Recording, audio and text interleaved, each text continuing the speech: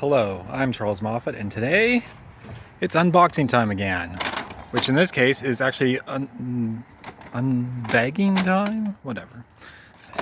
Yeah. So I have a bit of a theme today. We're going to be talking about library books.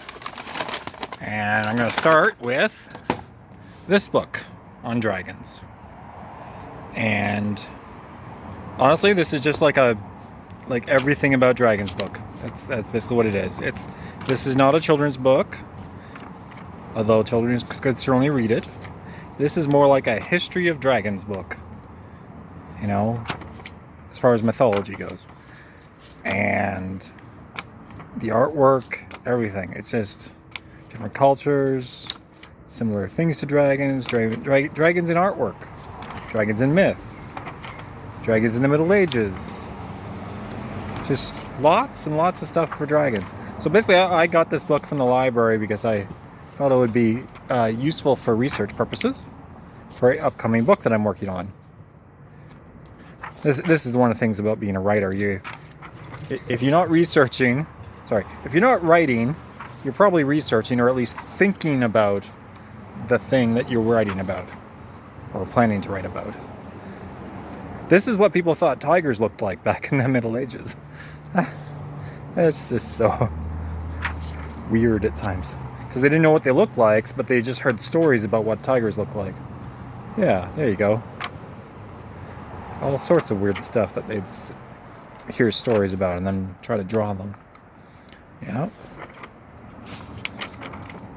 This is getting to the more modern stuff here in terms of artwork. Oh, that looks like... Yep, Siegfried, I was right. I was looking at that, that's got to be Siegfried, judging by the artwork. That's a nice one. Yeah. Alright, keep going.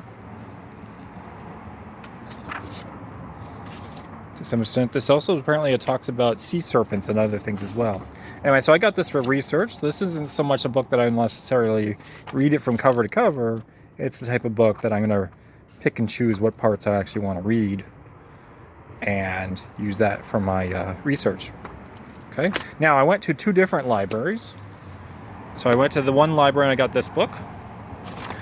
And I also got this one, which is, some of you may know, I recently had a kid. And so I now have two. And this is for me teaching him sign language. So sign language is something that I'm very interested in.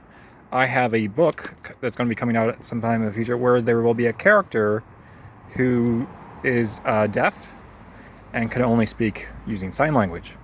So I'm looking forward to that as well. So that's I already speak ASL, so that's not hard. But for me, I want to learn baby sign language, so I can use that for talking to my son, my new son, my second son.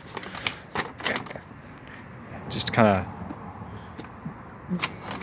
get to the point where we can communicate a little bit faster with him than waiting for him to start talking. And then this is how to speak any language fluently, which is kind of the same deal. You know, I really enjoy languages. I speak, read, and sign 11 languages. I'm into the double digits. My problem, however, is that I'm not fluent in many of those 11 languages. So I'm fluent in English, obviously. My German is pretty good. My Korean is very good. My French is not so much. And then I also speak Scottish, Spanish, Portuguese, Putonghua, Nihongo, and various other things. Now, so I got these three from the library. That is near my house. And then I got this one from a Little Free Library.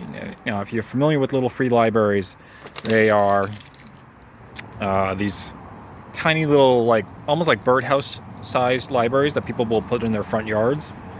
And then you go up to it, you open the door, and there's books in there, and you can take a book, you can leave a book, you can take a book and leave a book, you can take multiple books.